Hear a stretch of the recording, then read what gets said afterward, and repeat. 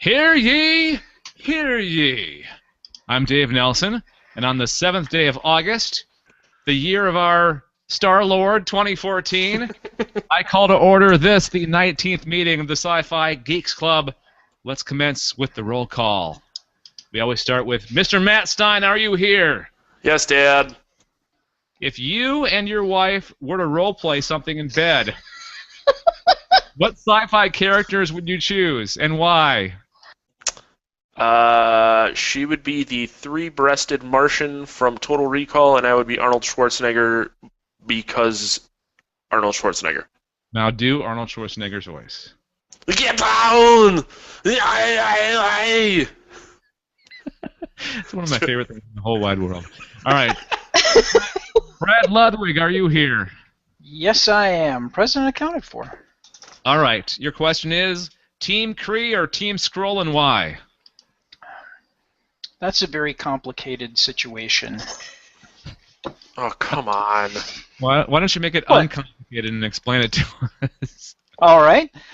Briefly, the Kree were a bunch of spacefaring people. The Skrulls were not tech-savvy at all. The Kree show up. They mess with the Skrull. Think of it like the white man coming to North America and pushing the Native Americans, the Native tribes here, off of their land. It was kind of like that. They pushed them around. The difference here is the Skrull grabbed their technology and rapidly became a technology-based race, and then they started to beat the Kree. And then the Kree cried foul and boo-hoo, the poor Skrull are beating us. So they kind of got a taste of their own medicine there. And they were getting their butts handed to them. So I don't have compassion for either, but I guess if I had to pick a race, I would pick the Kree. Okay, all right. That is correct. Good job. No, it's the lesser of. It's not necessarily the lesser of two evils. It's just they're now the underdog, and the Skrull really learned their lessons well from the Kree, unfortunately, and the Kree have repented. So. And for those of you who have no idea what we're talking about, this is all from the Marvel Universe. And I believe, were they both represented in Guardians of the Galaxy, or just one of them? Only the Kree. The Skrull, I think, are technically a part of. They're more seen in the Fantastic Four, which means Fox probably has the rights for them, which is why we probably won't see the Skrull in Marvel Cinematic Universe stuff. Okay, all right. And finally, roll call, Anessa Moyens, are you here? Yes. Okay, if you could go to an alternate Earth, what subtle differences would you want to see in this parallel but different universe? Myself owning a wrestling-themed restaurant. Where you serve what? What would you serve in the restaurant? Macho Man Randy sandwiches. The Hulk Hoagies, and what was the what was the other one? The shake. Iron Shake. The Iron Shake. Iron Shake, and then Jake the Shake Roberts. See, the Iron Shake could be something like an energy shake, you know? That's Iron. You could have like degeneration Tex-Mex or something. Well, we are onto something. We need to do this now. We can make this happen. Yeah. We could have the ultimate waffles.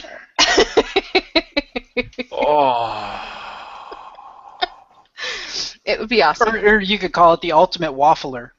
So, anybody that's listening or watching this and you're thinking, oh, I'm going to steal these ideas, no. We said them. We own the rights. I will find you, and I will end you. I'll find you. And then I will eat your sandwiches. If you want to sponsor and help this idea grow, feel free. GalacticNetcast@gmail.com. All right, welcome to the show where we discuss the week's science fiction news, and normally we would have a celebrity guest of some kind, but unfortunately our guest that was scheduled this week, something came up, they couldn't make it. We're gonna try to reschedule them, but in the meantime, let's pretend that we have a guest, my friends. Let's come up with a guest that we'd want to have on the show, okay? So, someone throw out a famous science fiction character. I'm still stuck on the wrestler thing. I was thinking hacksaw dim sum. Sorry. I really hope one of you guys is writing these ideas down, because this is. Oh, thankfully this is being recorded, so It's being recorded, so we're good. Okay. Okay, so famous sci-fi. Yes. Back to the topic.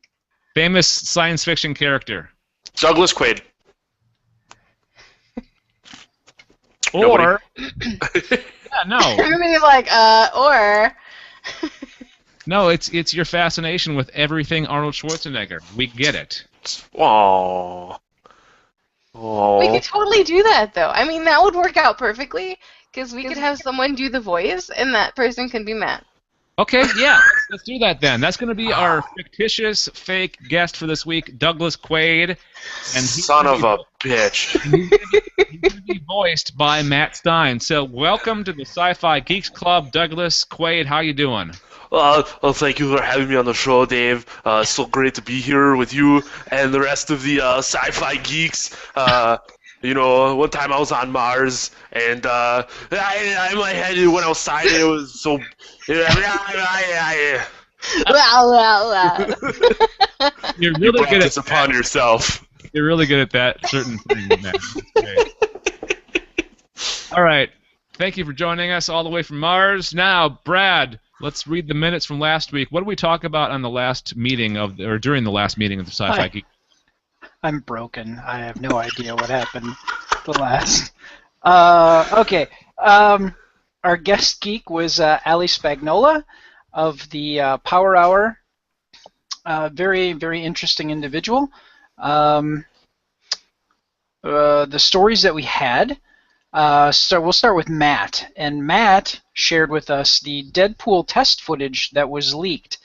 It was voiced by Ryan Reynolds, but the footage that was done all CG. I mean, obviously they didn't have the budget, and they were just kind of doing some preliminary stuff, so they did it all in 3D. And what they leaked was amazing.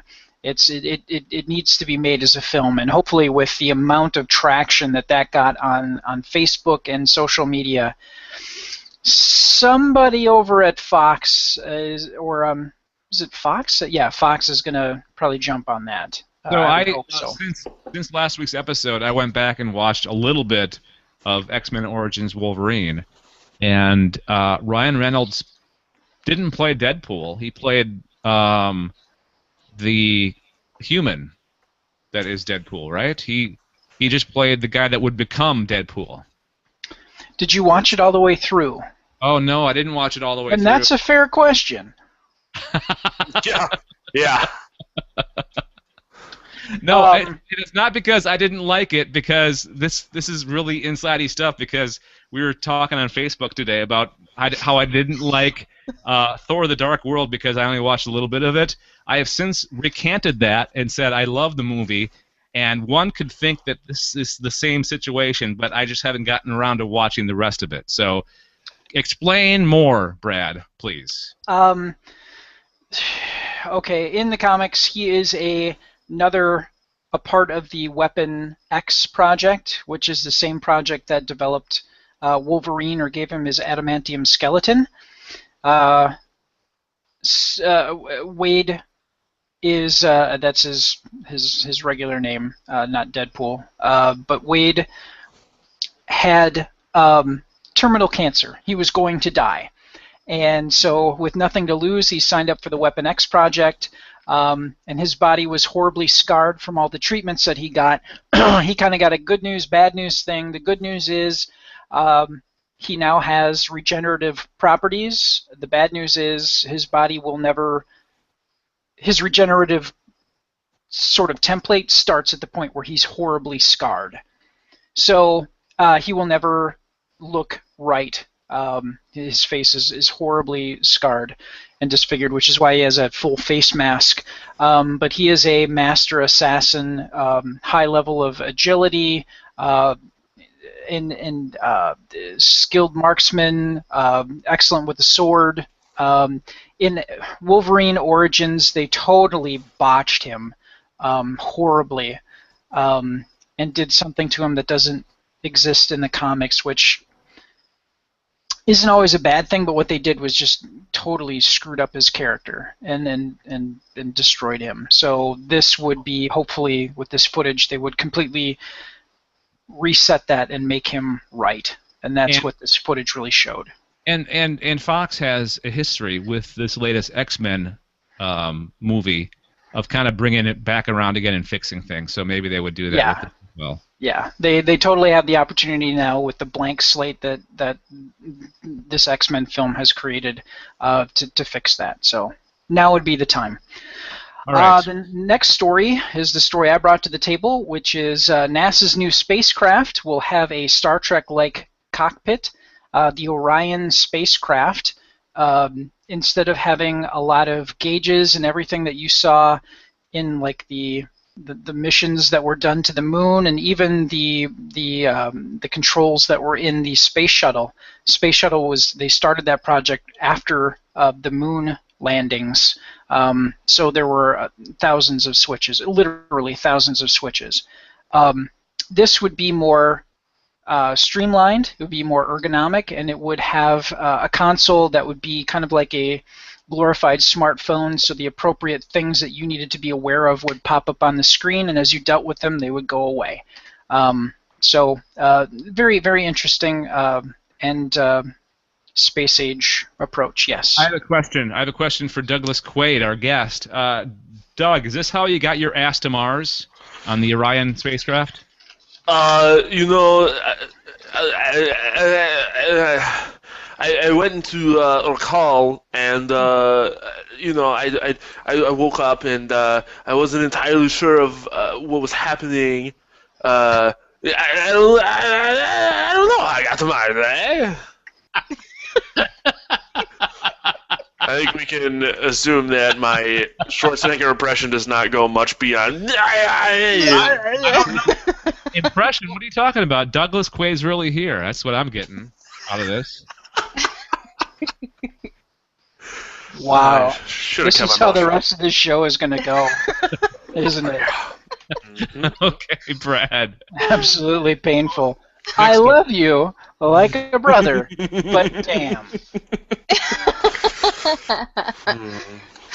The story that Dave brought to the table was Christopher Nolan shows off footage of Interstellar's mind-warping alien planet at San Diego Comic-Con.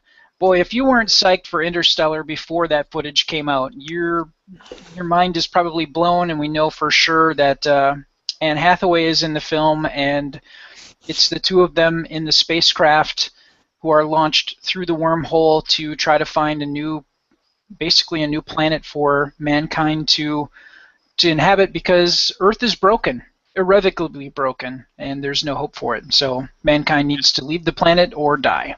Another space movie, too. I mean, Guardians of the Galaxy was in space. This one's in space. I think we're on a roll. We are. And last but certainly not least is Anessa, and the story that she brought to the table was some sci-fi writers want fewer killer robots and more vision of the future.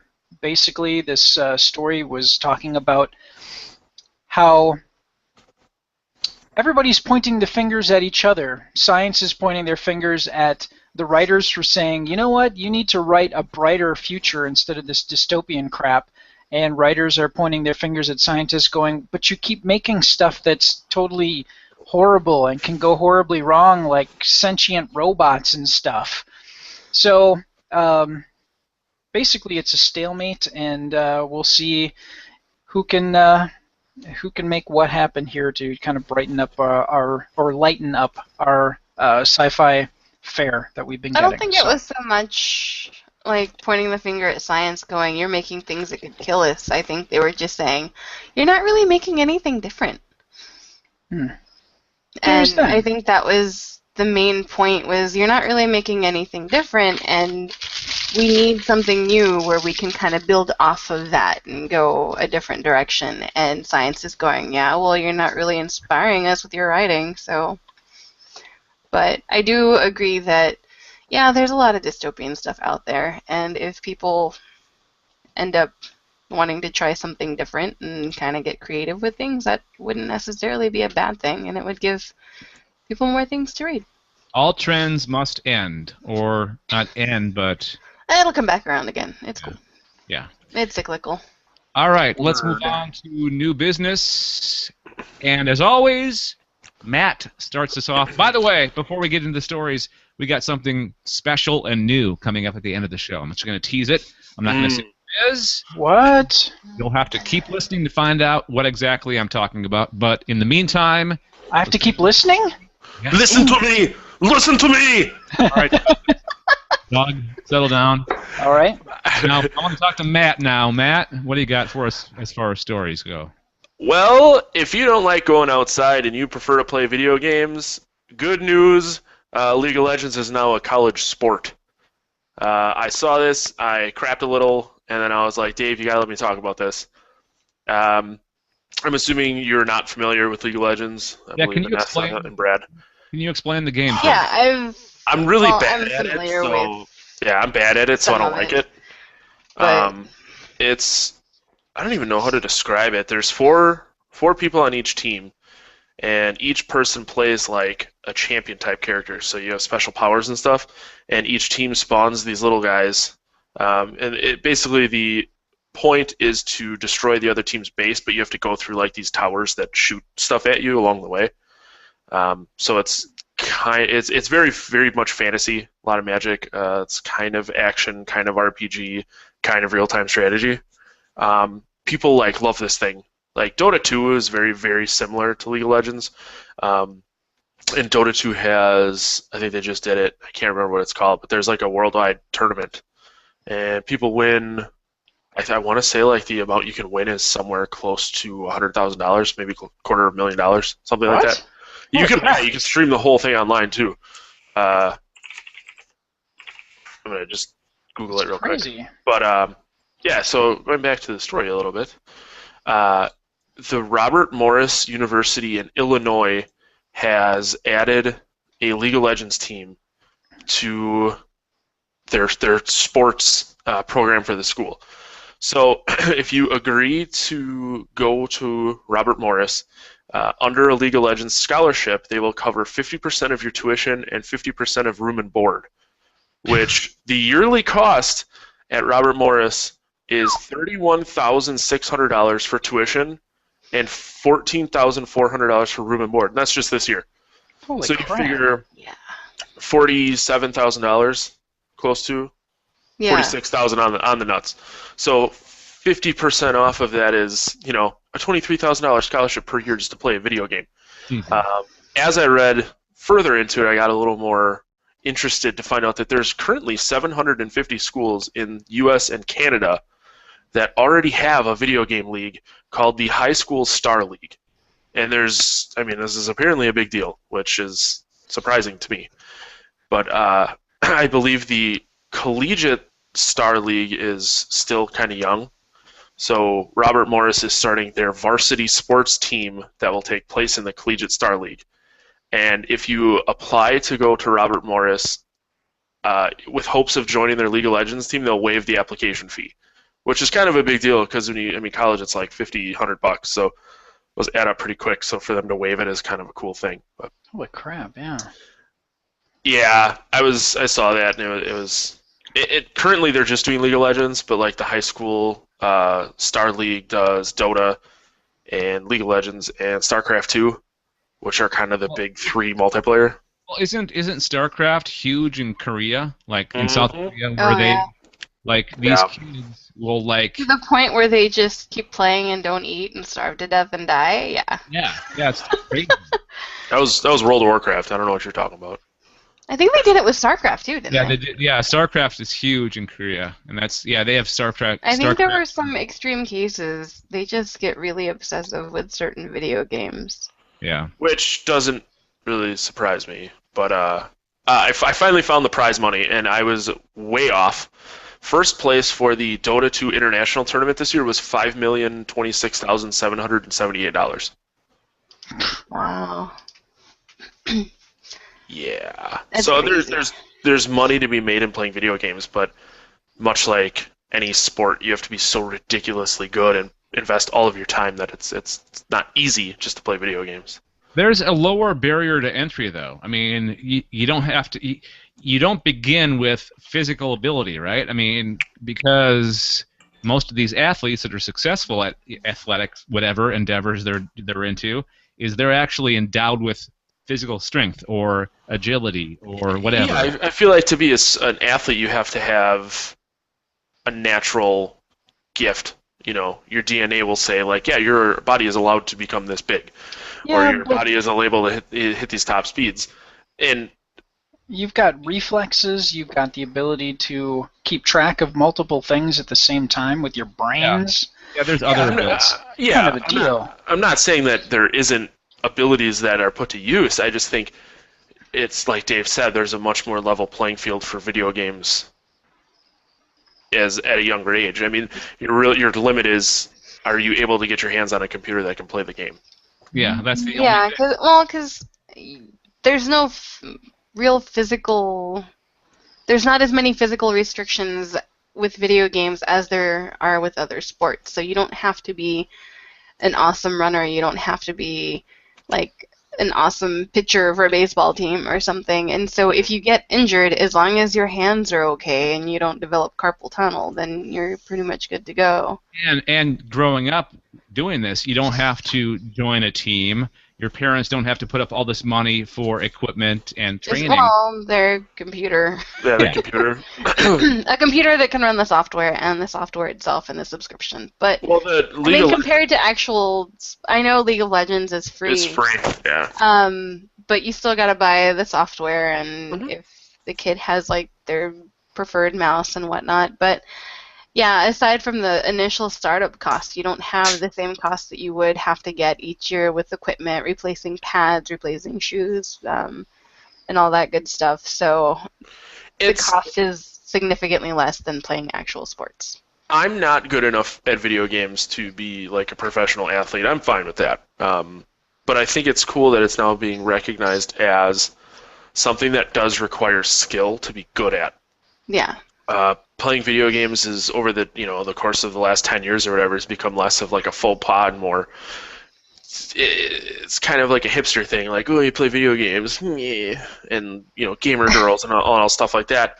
Well, the other thing too is they actually found that playing video games, especially people that are going into the medical field or that are in the medical field, doctors and whatnot, they find that playing video games actually helps them manage the finer details with finer movements and whatnot in surgery. And so they're starting to actually see benefits from playing video games, and it's not just a waste of time sitting in front of the TV or in front of the computer.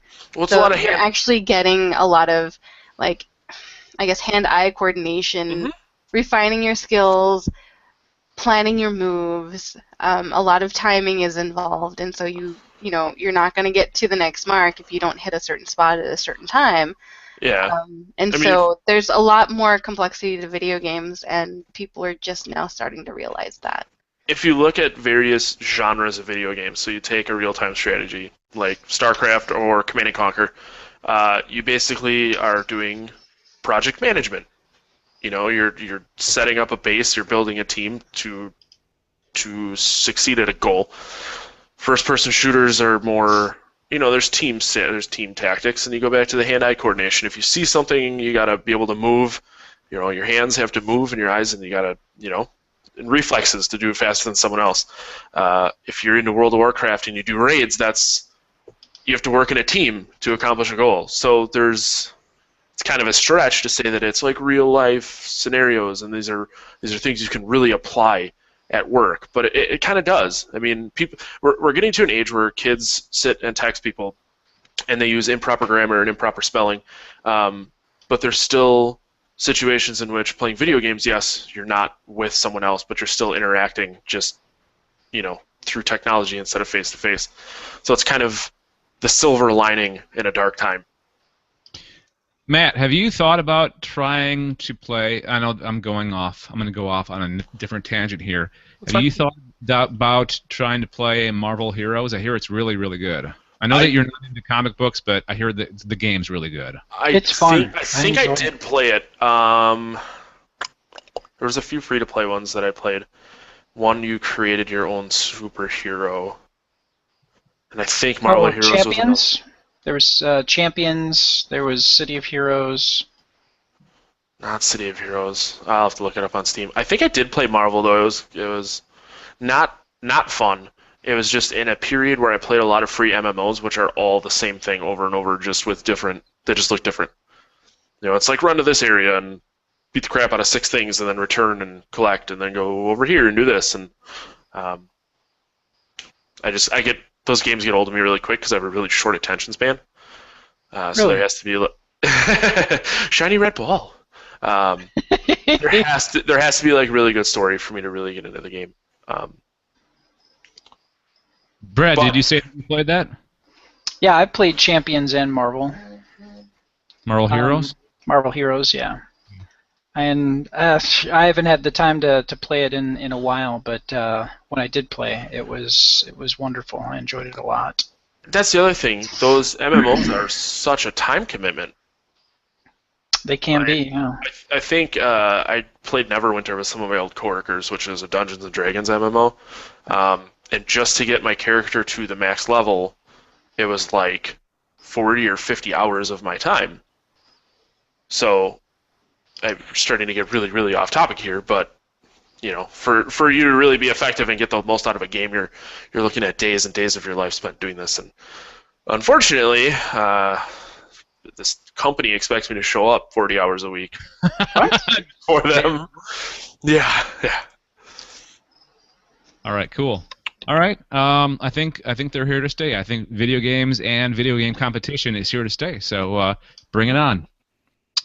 Let's bring on the next story. And Brad has something from back in 1937. Back in my day. No, I saw this on IO9, and it really made me stop and think. Back in 1937, people worried that science fiction was going downhill. It barely just started in 1937. What were they talking? And you're absolutely right. Here are the details. Most of us have been seeing convention panels about the death of science fiction for years now. It's become sort of a jolly cliche. Everybody laments the loss of some earlier, greater age of the genre. But back in 1937, British fans were pretty worried that science fiction was in a permanent decline. Now, this the original information that this was pulled from is somebody had posted this on Rob Hansen's Fan Stuff, and it's a fanzine from November 1937, listing a certain Arthur C. Clarke, whom you might recognize, as one of the associate editors, along with some pretty harsh reviews of the then latest issue of Thrilling Wonders stories. There's Clarke's rebuttal to the people that say science is the important part of science fiction, and science fiction stories need no literary merit. But then at the end of this thing, there's a little tidbit. The London science fiction SFA, I'm not sure what the A is. Association, probably. Branch report. The occasion of the branches. I'm sorry. I need to do this with my pince nez. The occasion of the branch's second meeting was auspicious by reason of of speeches, and Mr. Mayor, in addition, gave a, I have no idea who Mr. Mayor is, in addition gave a comprehensive account of the activities of the SFA, past, present, and future. After the minutes had been read, Mr. Temple reported that the Amateur Authors Circle and told of the progress that had been made on a story based on the abominable snowmen. The activities of the Science Circle were described by Mr. Williams, who announced a lecture by A.C. Clarke at the next meeting to be held on December 5th. Finally, an informal discussion was held upon proposals in a paper given by Mr. Williams, Has Science Fiction Declined? The new premises of this branch were unanimously approved. You know, it's funny. As you were reading that, I was thinking back to the story that we talked about last week and we reviewed a few minutes ago about the whole dystopian and brighter future science fiction, how we definitely go through trends, and it sounds like they were going through a trend at that time. And like Ganessa was saying before, everything goes in cycles. Things wax and wane, and you get new blood in, and things get motivated and change. And that's how it is for anything: literature, cinema, science. It just takes a couple of upstarts, some whippersnappers to change things up. So funny. It's so funny that that was very, very early on in Arthur C. Clarke's career, right there. He was pretty much a young guy at that point. He was a young man. Let's see. You raise a very good question, sir. There was and the internets might even have some answers for us. There was a lot of things that he hadn't written yet at that point. He was born in 1917, so this would have been when he was 20 years old. Jesus, wow. So he was probably in college. His alma mater was King's College of London, so he was probably attending King's College while this was taking place. Interesting. So there you go. One note from Danny at IO9, who had posted this story. You have to love the notion of people earnestly debating in 1937 whether the best days of science fiction were behind it. Bear that in mind the next time you insist that it's all downhill from here. So there you go. Words of wisdom. And that also, very good point. And that also feeds into the whole science is not giving us enough fuel to make good science fiction, because there was a lot of fuel that hadn't been made yet for a lot of science fiction that had not been made yet. Absolutely. So it's the eternal argument, something that really won't change. That's just how life is. All right, good stuff. I love those kind of stories. So thank you for bringing it to the table this week, Mr. Absolutely. Mr. Ludwig. All right, so I'm kind of on this whole sci-fi tear. The last couple of shows have been talking about shows that they are developing, and it came out this week that they are developing another new show that a former guest of ours would be really stoked for. Sci-Fi is developing John Scalzi's Old Man's War book series into a future-set military series, and Brian Brushwood was talking about how he loved that book series when he was on the show. Yeah, I have the Old Man's War. I bought it a while ago, but I haven't had a chance to read it yet. Some of my coworkers a few years ago were telling me about it and that I needed to read it, and so that's officially part of my list. All right, another even better reason to start reading it is because this show might be coming to a TV near you. The network has put a series adaptation of Scalzi's novel Ghost Brigades, based on the 5-part Old Man's War collection, into active development, which I don't really know what that means, besides the fact that I know that they're writing it right now. So I don't know what else is involved in active development of a series. I would think that they're actually taking steps to, line up like a cast and maybe figure out what direction they want it to go in, versus it's just being being talked about and that's it. Okay. So they're actively doing stuff to hopefully make it happen, rather than, oh yeah, we should totally do this show. Yeah, that's a good idea. Okay, we'll just add it to the list. There. Good point. Very good point. So, that's my guess anyway. No, that's a good estimate. Good guesstimate. According to the Hollywood Reporter, the series will follow, this is the story of the book, 75-year-old John Perry, who enlists in the Colonial Defense Force to help fight a centuries-long war for man's expansion into the cosmos. But Perry's consciousness will be transplanted into a younger body so he can better survive the conditions in space and the rigors of war. The story will follow Perry as he arrives in the Force and finds himself involved with a mysterious woman and deep conspiracy surrounding the elite fighting squad, the Ghost Brigades. Ghost Brigades is the title of the second book, published in 2006. which followed 2005's Old Man's War, which that's where they got the name for the series. The series continued with The Last Colony in 2007, Zoe's Tale in 2008, and The Human Division in 2013. So plenty of source material to choose from for this series.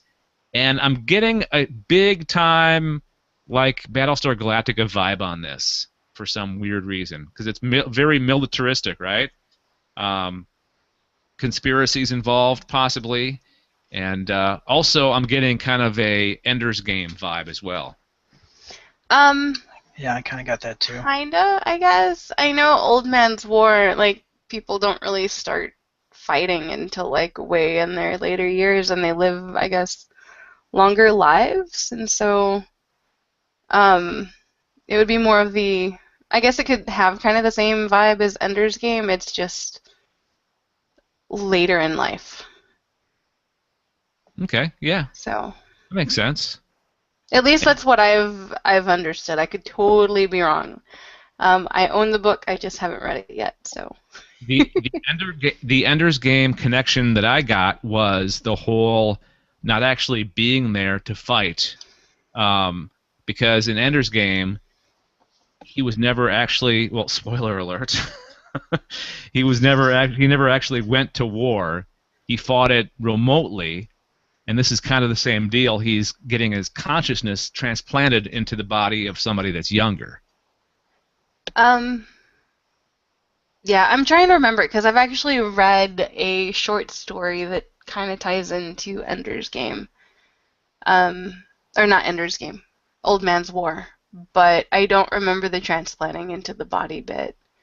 So I'd have to look it up again and reread it. But it's by the same person. It's just another little tidbit off of Old Man's War. So. Okay.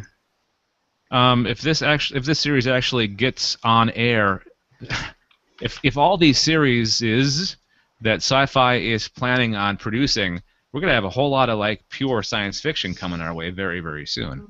I said it before and I'll say it again.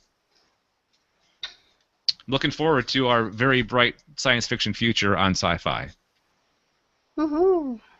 All right, let's move on. Let's move on to our next story. And our last story, actually. And Nessa, what do you got? I want to watch The Fugitive. Now, the reason for that is because usually if I see Tommy Lee Jones or see him mentioned, I always think of The Fugitive for some reason. And when he's telling everybody to search every outhouse, doghouse, whatever house. Anyway. And he says, I don't care. I don't care. I'm innocent. I don't care. I don't care. That's a movie that made me really want to go to Chicago, so go figure. Anyway, Tommy Lee Jones, the reason why I mentioned Tommy Lee Jones, he's going to be joining the cast of a sci-fi thriller called Criminal. Criminal is going to star Kevin Costner and Gary Oldman, and it's a thriller from Millennium Films. Ariel Vroman, who wrote and directed The Iceman, is helming the project, which centers on a dead CIA operative's memories, secrets, and skills that are implanted into a dangerous prison inmate in hopes that he will stop a diabolical plot. And Tommy Lee Jones is going to be playing a neuroscientist who transplants these memories. So, not entirely sure when this movie comes out, honestly. I don't know if they've got a date, but they certainly have the cast lined up. Yeah, holy crap. Tommy Lee Jones, Kevin Costner, Gary Oldman, holy crap. Yeah, no small names there. No lack of talent, that's for sure. And it'll be interesting to see Tommy Lee Jones playing like a scientist. He's always been these characters where he's just very straightforward, to the point, not like simple, but just not a lot of fluff. And I'm kind of wondering if he's going to be playing the neuroscientist in kind of the same manner, or if he's going to try to sound more technical in his jargon. I can't imagine him doing that at all. You know, I can't. So, I think this is just a really interesting character for him to play compared to other, like, to the point people. Whether it's he plays a lot of officers or agents, I guess, a lot of law type things, and so him being a scientist is totally different. Gary Oldman, he's got a huge range, so but yeah, Tommy Lee Jones, it'll be interesting to see him doing a character such as this, so I'm kind of excited about it. I'm really disappointed that Douglas Quaid, a.k.a. Arnold Schwarzenegger, is not cast for this movie. I would love to see Douglas Quaid in this movie. Douglas Quaid is our guest tonight on the Sci-Fi Geeks Club. So, Doug, how would you approach this role if you were the neuroscientist in this movie? First of all, Dave, I'm from the future, so if you please call me Douglas Quaid. I am too busy living on Mars with my wife who tried to kill me. I am now dating a three-breasted lady of the night. You know,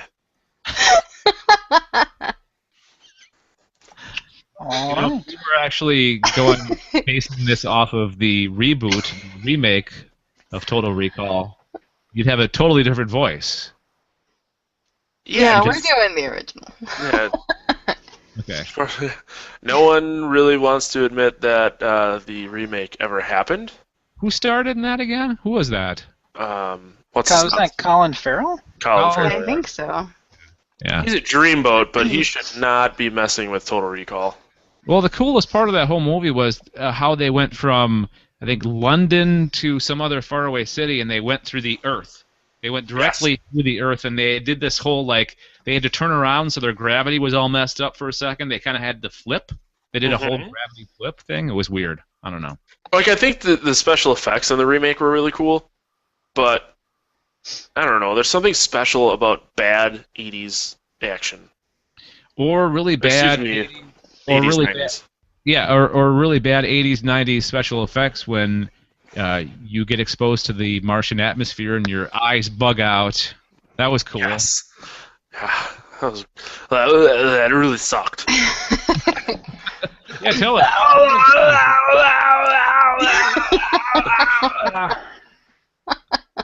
Listen to me. Listen to me now. Wrong movie. Wrong movie. When trying to think of things to say, it's really hard to like think of what he would say in that one movie. Yeah. Yeah. What was some of the stuff that Doug said to Doug, like when he was watching the video of him? There were some classic lines. There were some great lines. Oh, besides "beat your ass to Mars," that was one of them. Right? He pulls out the thing, and he goes, "Just jam it up your nose until you feel a click or whatever." And Yeah. He pulls the thing.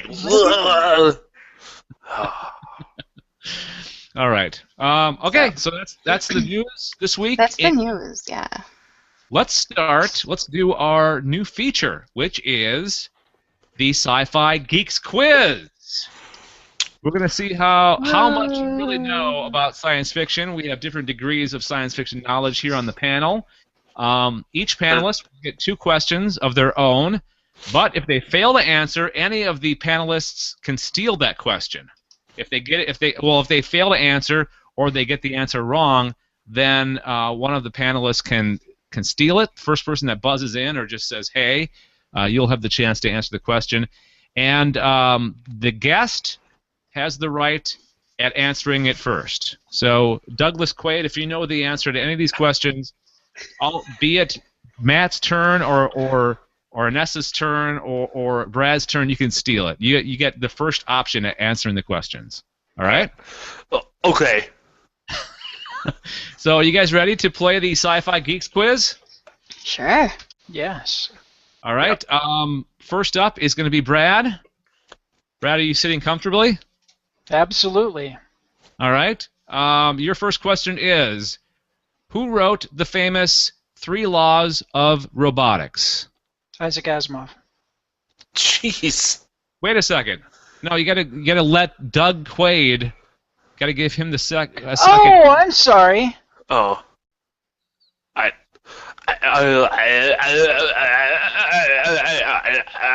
don't know.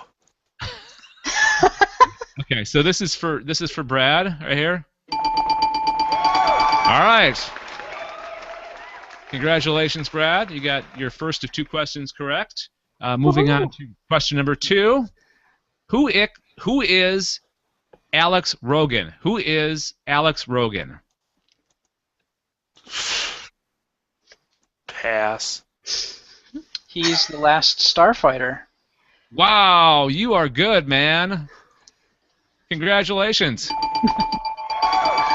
I've seen the movie since I guess since it came out. and I was From a the little Starlight kid. Starbright Trailer Park.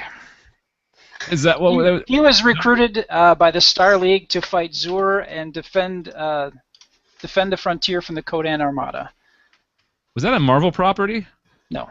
Okay, that was just. Wow. Marvel might have gotten the rights to do a comic book adaptation of it, but Okay. but I don't remember if they did that. What I came was 4 when this movie came out. And I saw it shortly afterwards, and so I don't remember much about it. But we did play the theme song for marching band in high school. What came Of course you did. That's funny. What came first, the video game or the movie? The movie. The movie? Okay. But then they released a video game because of the movie, right? They had to have. I don't think that they did.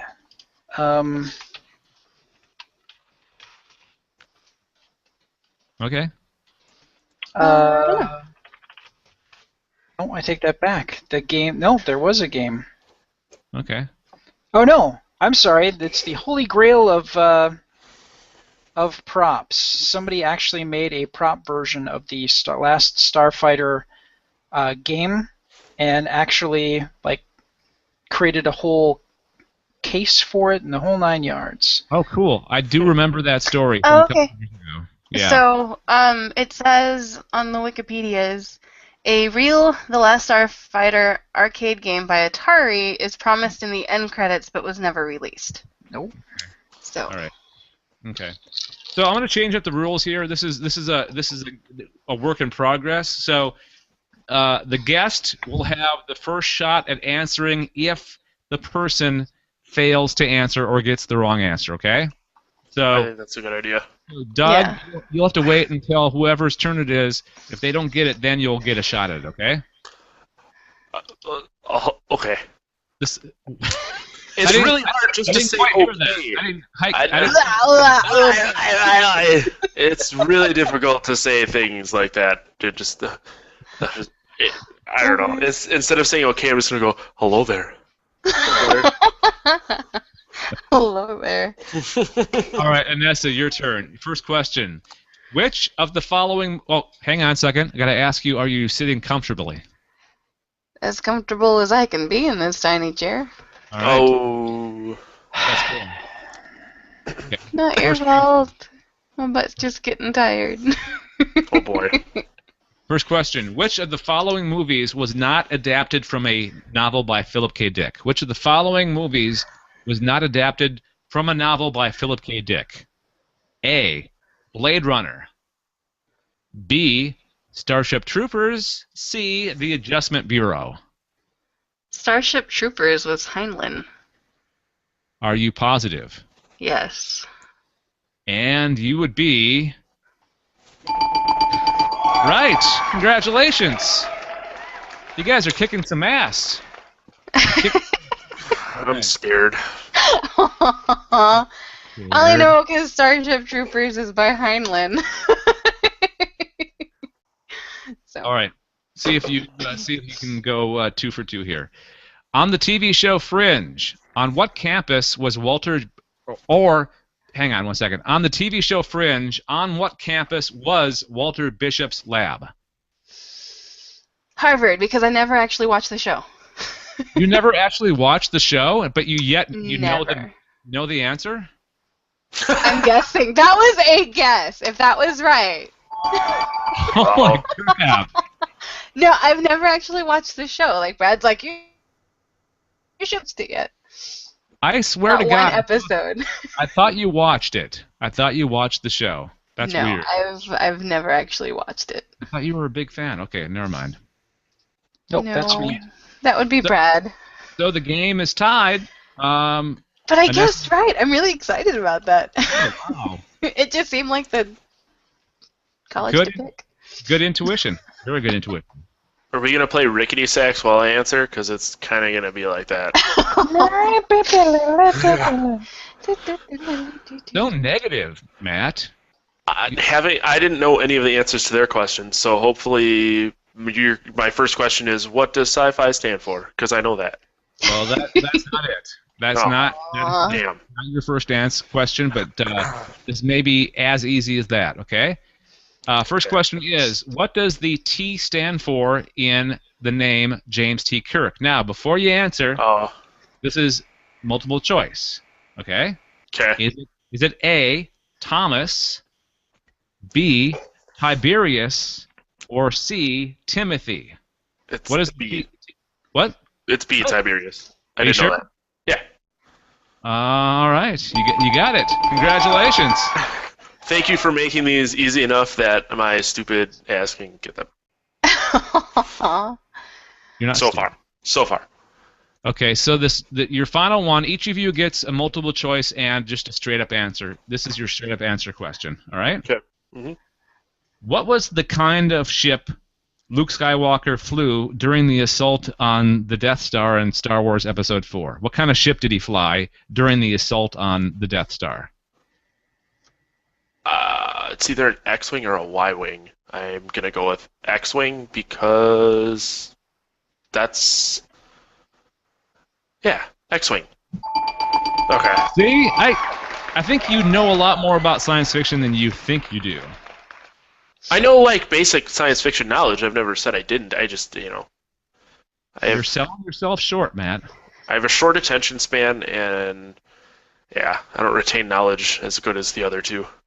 What I've learned from this is I have to start asking you a lot tougher questions than that. That's, you guys... Ask me about more shows I haven't watched. Yeah. Okay. I want a list from you by middle of next week.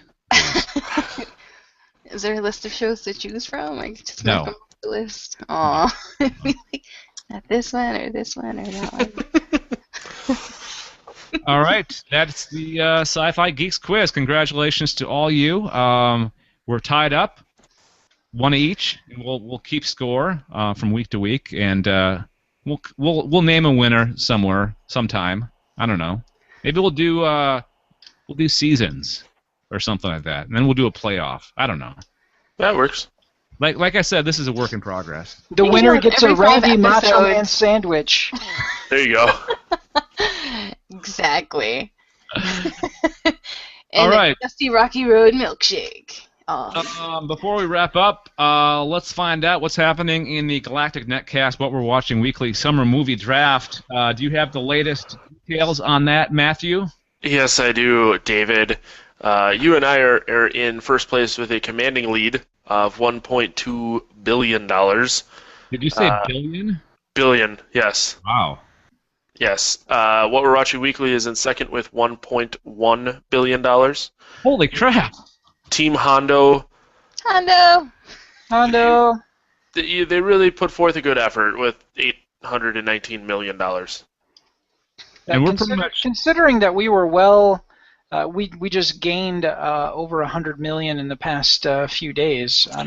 It's still sitting at 94 million, so I don't know if they haven't updated it yet. But the current domestic total is 126 million for Guardians of the Galaxy, and they do have Teenage Mutant Ninja Turtles, which is the last movie. So if it makes like $400 million. Yeah, exactly. We've got a long hill to climb that I don't think. But we'll still, I mean, climb. in all reality, you guys had a fraction of the movies that us and what we're watching weekly had. Yeah. This is true. So what we're watching weekly? Do they have any movies left? Nope. Teenage Mutant Ninja Turtles is the last one. So we can and Hondo has it. Because we can pretty much declare ourselves winners, right? Yep. Yeah, we can have a little party if you want. All right. When's the last day for the thing, though? The season ends September 5th. Yeah, because, I mean, if it ended, like, right after Ninja Turtles, that wouldn't be fair, Yeah, considering Oh yeah, absolutely. Other movies have like ran a lot longer, and it's like, oh hey, Ninja Turtles just came out. Okay, we're done.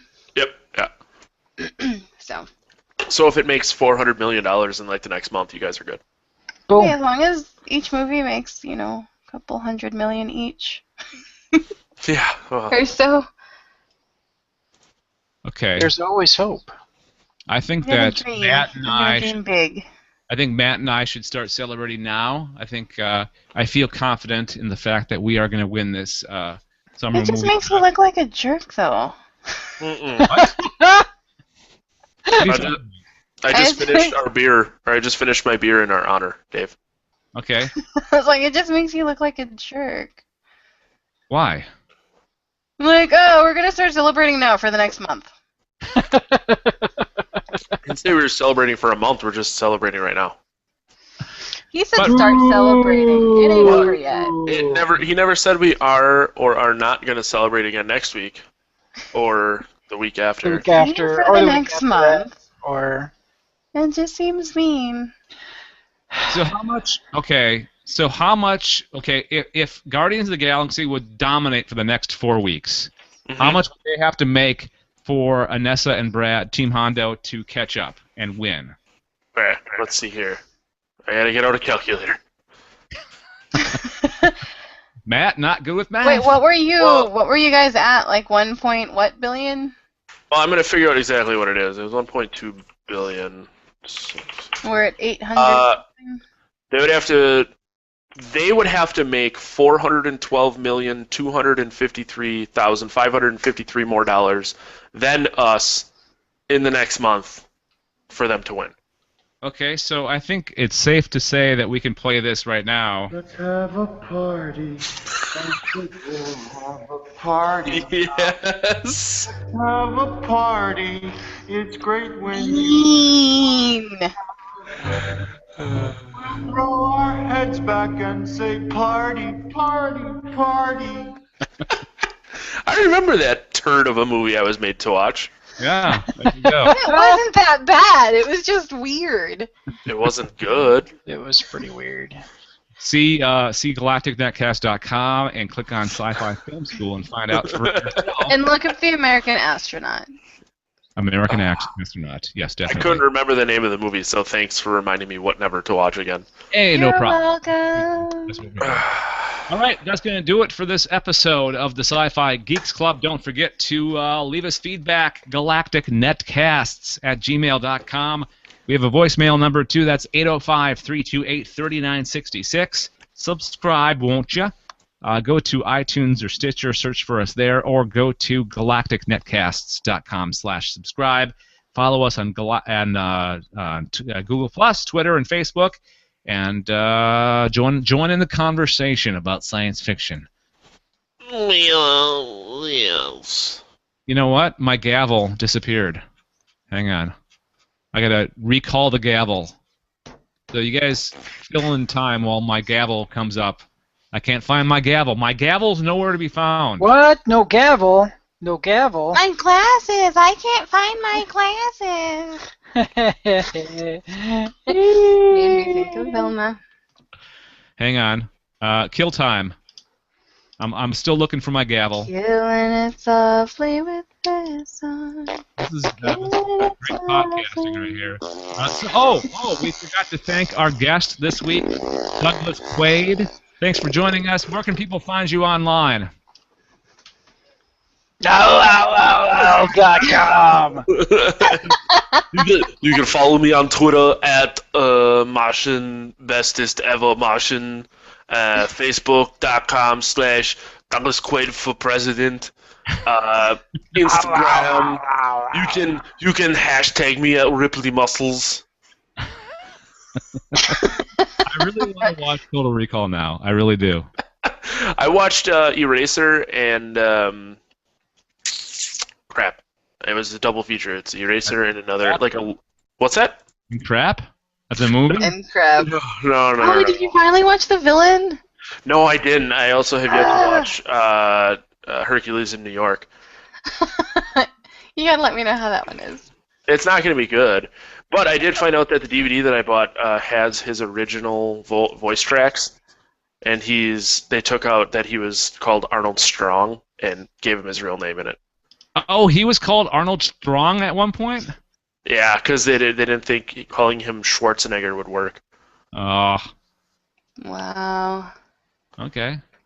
Sure. Oh, this is gonna drive me nuts. I gotta find the name of this movie before we go anywhere. Yar, it's Collateral driving Damage. me nuts. Collateral Damage? Yep. That sounds like a 1990s. I'm trying to think of his name. Jean-Claude Van Damme film. Oh, it was actually 2003, and everything blows up. Okay. Yeah, I kind of figured that with the name like Collateral Damage. Yeah, Something that we think would happen in the film. John Leguizamo's in it, and he's wearing a really awesome Metallica shirt. And John Turturro's in it, too. Cool. All right. Thank you for joining us here on the Sci-Fi Geeks Club, and I call this meeting of the Sci-Fi Geeks Club adjourned. Here we go. I found the gavel. All right. We'll talk to you guys next week. Ow, ow, ow, ow, Ow, ow, ow, ow. Bye, Dad.